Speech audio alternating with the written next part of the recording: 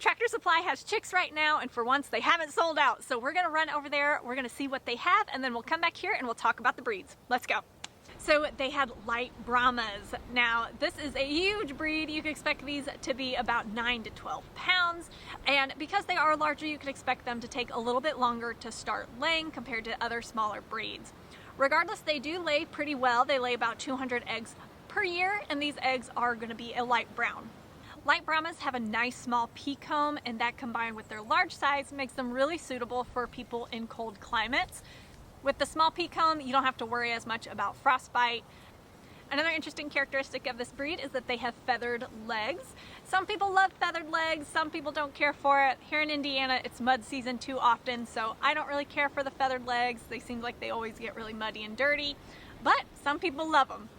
Golden laced Wyandotte is next. If you guys have been around for any amount of time, you know the Wyandottes have a very special place in my heart. I just adore them. So Wyandottes are gonna lay about 150 to 200 eggs per year. Their egg color is like a light cream, light brown color. And mine actually lay eggs that look almost pinkish. So if you're looking for a nice, light, fun color to add to your egg basket, Wyandottes might be an unexpected choice. Wyandottes have a nice small rose comb, so again, they're also great for cold climates because you don't have to worry about frostbite. If you're looking for a hen that's gonna go broody and hatch out babies for you, the Wyandotte is gonna be a great choice. Mine are constantly going broody, even when I don't want them to. Americana with an I. It's very important to note the spelling on these, you guys. This is a hatchery breed that's created by a hybrid. This is not the same as a purebred Americana that's spelled with a U. This causes a lot of confusion with new chicken people, so make sure you keep an eye out on the spelling whenever you are picking these chicks out. So Americana with an I, these are a hybrid that's created by hatcheries, and typically they're a mix between an Araucana and Americana with a U.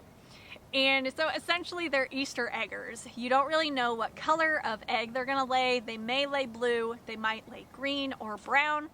And the feather color and pattern is also going to vary a lot too, because these are mixes, and it's going to depend on which hatchery you buy from. They all use a different mix, so you don't really know what the lineage is going to look like. So these are a great option for people looking for a surprise, because you really don't know what they're going to grow up to look like. They tend to be a little bit on the smaller side, averaging about 4 to 5 pounds, but they're great layers, so they'll typically lay around 200 to 250 eggs per year. Up next is the Australorp. Now this is a large dual breed chicken. They average about 5 to 8 pounds, and they actually originate from Australia. So they have a large comb, and these are going to be great if you live in a hot climate. Australorps will start laying around 5 to 6 months of age. Now, whenever I ask people what the friendliest bird in their flock is, it seems like the Australorp is always at the top of people's lists. So if you're looking for a really sweet, friendly, docile bird, especially if you have small kids, the Australorp might be for you. Up next is the White Ranger. Now, this is not an egg-laying breed. This is a broiler or a meat breed of chicken. And this was bred to be an alternative to the Cornish cross mix, which I think most of us associate as the main meat bird in the United States.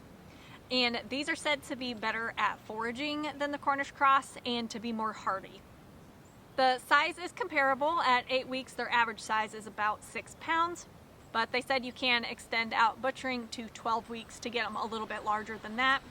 But just like the Cornish cross, it's recommended that you don't let them live longer than that, because they are bred to be huge and their bodies just cannot sustain that weight for much longer than that. So it's most humane to butcher them by 12 weeks. So these are not an egg-laying breed. These were bred specifically to be butchered by a certain amount of time.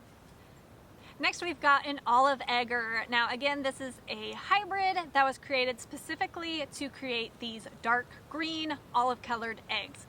Now these are created by crossing a dark brown egg layer with a blue egg layer. That's how you get this olive color. And just like the Americana, because they are a cross, the feather color and pattern is going to vary between bird to bird and from hatchery to hatchery. The egg color can also vary depending on which mix they use, which generation they're on. So the egg color can be lighter green, darker green, or more brown. You can expect these to weigh about 5 to 7 pounds, and they'll start laying around 5 months of age. Alright guys, that is it for today's video. Thank you so much for joining me today. If you like this type of video, be sure to give it a thumbs up and comment down below. If you guys like these videos, I will continue to shamelessly stock my local Tractor Supplies and keep updating you guys on the different breeds that they're carrying in chicks this year. So be sure to subscribe and we'll see you in the next video. Bye!